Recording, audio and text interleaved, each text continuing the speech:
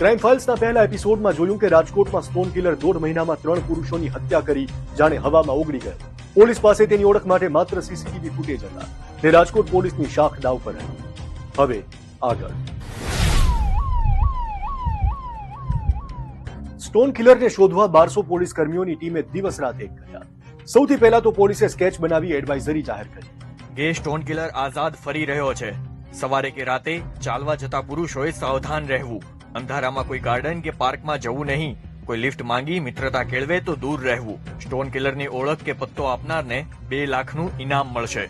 બીજી તરફ કેસની ગંભીરતાને સમજી ગૃહ વિભાગે અમદાવાદ કાલુપુર પોલીસ સ્ટેશનના તત્કાલીન પીઆઈ પિયુષ પિરોજિયાને ખાસ રાજકોટ મોકલ્યા, જે આવા આઇસોલેટેડ હુમલાખોરને પકડવામાં માહેર હતા.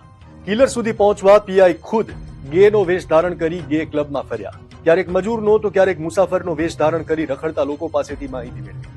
મુસ્લિમનો વેશ ધારણ કરી દરગાહ અને મસ્જિદ બહાર તપાસ કરી. આખરે આખો વિડિયો જોવા માટે ડાઉનલોડ કરો દિવ્ય ભાસ્કર એપ.